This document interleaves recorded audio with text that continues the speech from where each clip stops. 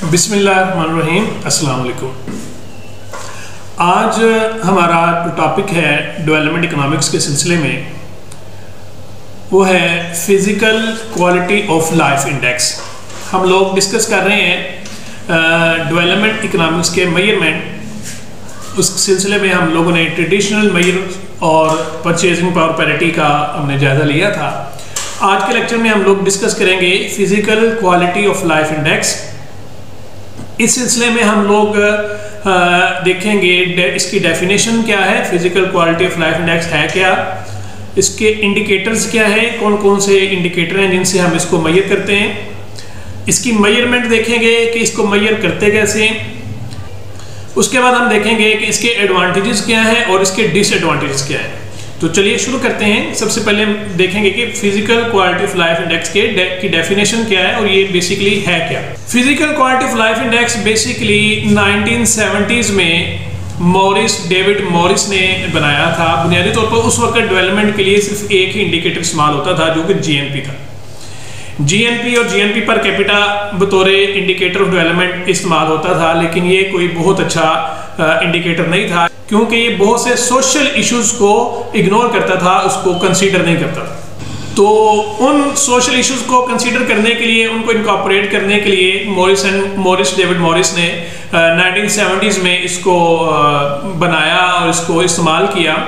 तो basically physical quality of life index indicate करता है और अटेम्प्ट है ये बेसिकली एक कोशिश थी कि आप वेल बीइंग को, वेलफेयर को और तकरीबन तमाम सूरत हाल को, सिचुएशन को, इकोनॉमी की, उसको कंसीडर करें और उसको मेजर करें। तो उसके लिए ये पहली अटेम्प्ट थी physical quality of life index के सिलसिले में। ये पहली अटेम्प्ट थी जो डेविड मॉरिस ने की और इसको कंस्ट्रक्ट किया। तो basically the physical quality of life index is an attempt to measure the quality of life और well being of a country. बुनियादी तौर पे ये जाना था कि इनकम के एक साइड पर रख के इनकम के इंक्रीज होने के साथ क्या इसका असर क्वालिटी ऑफ लाइफ पे पड़ता है कि नहीं पड़ता है। तो ये उस सिलसिले में एक इंडेक्स बनाया गया। अब आते हैं इसके इंडिकेटर्स की तरफ। तो जो की इंडिकेटर इसके, उसमें सबसे पहला थी life expectancy rate. Life expectancy का मतलब क्या है कि इस मुल्क में एवरेज ईयर्स ऑफ एज या लिविंग कितनी है, लोग औसतन कितने साल जिंदा रहते हैं। It means the average number of years a person is expected to live. तो ये एक की इंडिकेटर था कि एवरेज एज कितनी है। जैसे पाकिस्तान में इस वक्त 66 ईयर्स एज है एवरेज एज जिंदा रहने की। दूसरी चीज थी कि infant mortality rate. Infant mortality rate का मतलब ये है कि एक मुआशरे में या एक इकोनॉमी में ऐसे बच्चे जो 5 साल से पहले फोत हो जाते हैं, उनकी रेशो, उनकी शरह, उनकी तादाद फी 1000 में से कितनी, उनको गिना जाता था infant mortality rate. It refers to the number of infants dying within 1 year of their birth out of every 1000 birth. 1000 में से कितने बच्चे अपनी पहली सालगिरह से पहले फोत हो जाते थे। तो जाहिर बात है ये अगर ये तादाद ज़्यादा होगी तो इसका मतलब ये होगा कि मेडिकल की सहूलतें नहीं है, इलाज की बेहतर सहूलतें नहीं है, जिसकी वजह से खुराक नहीं है, आमदनी नहीं है, लोगों के पास पीने का साफ पानी नहीं है, जिसकी वजह से 1000 में से कितने बच्चे फोत हो जाते हैं अपनी पहली सालगिरह से पहले। जैसे पाकिस्तान में इस वक्त इसकी जो शरह है 1000 में 56 बच्चे ऐसे हैं जो अपनी पहली सालगिरह से पहले फोत हो जाते हैं। उसके बाद बेसिक लिटरेसी रेट को जब हम मापते हैं तो इसकी डेफिनेशन की जाती है कि किसी भी ज़ुबान में या पाकिस्तान के कॉन्टेक्स्ट में देख लें तो उर्दू ज़ुबान में ऐसा बंदा जो उर्दू ज़ुबान में लिख और पढ़ सकता हो और उसको समझ सकता हो, अपने लिखे हुए को और अपने पढ़े हुए को समझ सकता हो, तो उसको हम लिटरेट कहते हैं। तो ये 3 इंडिकेटर थे। जैसे पाकिस्तान में इस वक्त लिटरेसी रेट को 62.3% है, यानी कि 100 में से 62% लोग ऐसे हैं जो उर्दू ज़ुबान में लिख सकते हैं और पढ़ सकते हैं और अपने पढ़े हुए को और अपने लिखे हुए को समझ सकते हैं। तो basic literacy rate any person above the age of 7 years, 7 साल से जो ऊपर के लोग हैं, who can read and write in any one language with an ability to understand. तो इस एबिलिटी के साथ जो लोग पढ़ सकते हैं और लिख सकते हैं और समझ सकते हैं अपने लिखे पढ़े को, तो उसको हम कहेंगे कि ये लिटरेट आदमी। उसके लिए कोई डिग्री की शर्त नहीं है कि प्राइमरी पढ़ा हो या वो मैट्रिक उसने किया हो, बस ये है कि वो उर्दू ज़ुबान में लिख पढ़ सकता हो और लिखे पढ़े को समझ सकता हो। तो वो ऐसे लोगों की शरह पाकिस्तान में 62.3% है। तो ये बेसिकली 3 इंडिकेटर्स थे उसके, लाइफ एक्सपेक्टेंसी, इन्फेंट मोर्टेलिटी और बेसिक लिटरेसी रेट। उसके बाद आ जाते हैं जी मेजरमेंट। बुनियादी तौर पे इसको मेजर कैसे किया जाता है, physical quality of life index को मेजर कैसे किया। ये 3 इंडिकेटर्स हमने ले लिए।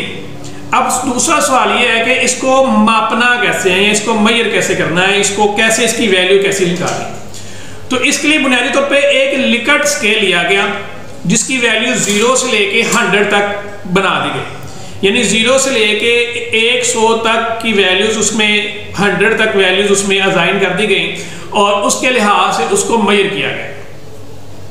अब जब बात करते हैं हम लोग इसको मेजर कैसे करना है, उस स्केल पे लाना कैसे है, तो उसका तरीका क्या है। उसमें सबसे पहली बात अगर हम लिटरेसी रेट की करें तो लिटरेसी रेट में तो सिंपल आसान तरीका है उसमें कि जैसे जितनी फीसद उसकी आबादी पढ़ी लिखी है या वहाँ पे जितना लिटरेसी रेट है, पढ़े लिखने की शरह जितनी ज़्यादा है, उस स्केल पे उस पॉइंट पे उसको लगा दिया जाएगा, उसकी वो वैल्यू हो जाएगी। मिसाल के तौर पर अगर किसी मुल्क में लिटरेसी रेट 45% है तो उसकी 0 से लेके 100 तक जो स्केल है उस पर उसकी वैल्यू 45 आ जाएगी।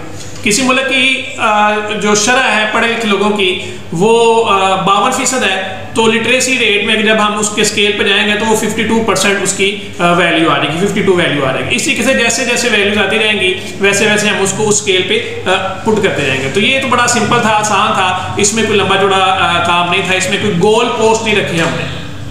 तो 0 से मतलब मिनिमम वैल्यू और 100 से मतलब मैक्सिमम वैल्यू, 0 से मतलब वर्स्ट वैल्यू, 100 से मतलब मैक्सिमम और बेस्ट वैल्यू, इसका ये तस्वीर है। तो the percentage of population that is literate, literacy rate को जब हम देखते हैं तो उसकी परसेंटेज देख लेते हैं कि कितने % लोग पढ़े लिखे हैं, उसकी वो वैल्यू ले ली जाती है, उसको उस स्केल पे उस जगह पे जाके पुट कर दिया जाता है तो वो आपकी एक वैल्यू निकल आती है।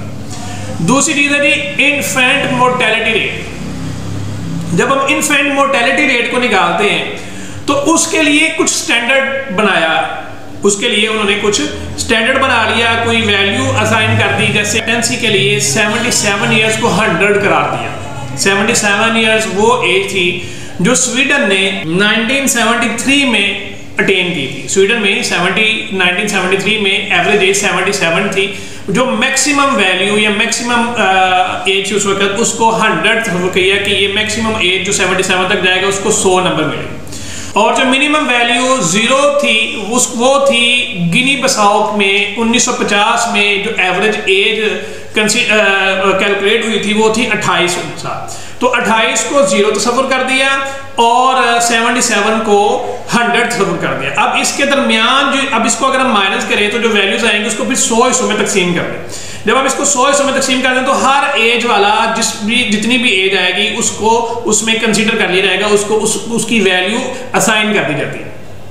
तो मैक्सिमम एज 77 ईयर्स जो स्वीडन ने 1973 में अटेन की थी और 28 जो गिनी बिसाओ ने 1950 में अटेन की थी वो 0। तो 0 से लेके 100 तक जो स्केल बनता है उसमें उसको पुट कर दिया जाता है। उसकी आसानी के लिए उसका एक फार्मूला बनाया जाता है लाइफ एक्सपेक्टेंसी का।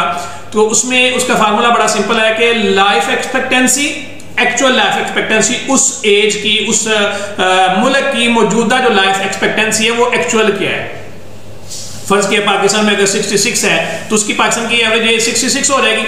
अगर इंडिया की 70 है तो उसकी एवरेज एज 70 ईयर्स हो जाएगी। अमेरिका में अगर 77 है तो उसकी 7। तो इस तरीके से हर मुल्क की अपनी अपनी एज को हम कंसीडर कर लेंगे। तो लाइफ एक्सपेक्टेंसी -42 ईयर्स, -42 करेंगे और फिर उसको मल्टीप्लाई कर देंगे 2.7 से करेंगे तो आपका वो नंबर आ जाएगा जो 0 से लेके 100 पे उसने असाइन होना है। तो इसके लिए ज़्यादा लंबा चौड़ा घूमने फिरने की जरूरत नहीं है, सिर्फ सिंपल सा काम करना है कि लाइफ एक्सपेक्टेंसी अपनी लेनी है, अपनी मौजूदा माइनस करना है 42 को में से 42 को माइनस करके फिर उसको मल्टीप्लाई करना है 2.7 से। तो ये आपके पास आ जाएगी लाइफ एक्सपेक्टेंसी किसी भी मुल्क की।